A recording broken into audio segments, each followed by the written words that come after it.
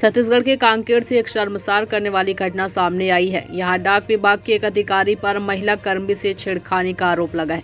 Police ने बताया कि आरोपी ने महिला कर्मचारी के घर में घुसकर छेड़खानी की घटना को अंजाम दिया। पुलिस ने पीड़ित महिला की शिकायत पर डाक विभाग के उप संभागीय निरीक्षक नीरज कुमार को गिरफ्तार कर लिया है।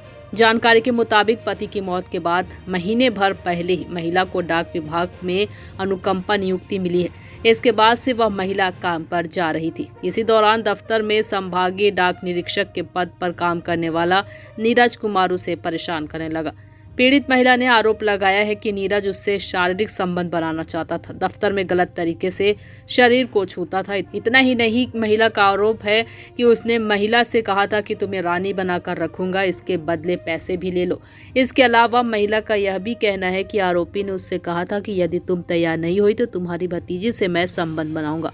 कांकेर की एसडीओपी चित्रा वर्मा ने बताया कि महिला की शिकायत पर डाक विभाग के उप निरीक्षक को गिरफ्तार कर जेल भेज दिया गया है। डाक विभाग का अधिकारी महिला पर पहले से बुरी नज़र रखता था।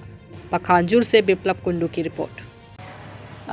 कल लगभग दोपहर के समय में एक लिखित आवेदन पीड़िता के द्वारा पेश किया गया कि उनके जो वरिष्ठ अधिकारी हैं उप संभागीय निरीक्षक नीरज कुमार, उनके द्वारा उनके घर में घुसकर छेड़खानी की गई है, जिस पे त्वरित कार्रवाई करते हुए कोरक पुलिस के द्वारा अपराध कायम किया गया और आईपीसी की धारा 354 का और 454 का के तहत उन पर कार्रवाई की जा रही है। मैडम, किस विभाग में पदस्थ नीरज? नीरज कुमार जो हैं वो डाक विभाग में पदस्थ हैं। वर्तमान में वह भी वे उप संभागीय निरीक्षक के रूप में पदस्थ हैं।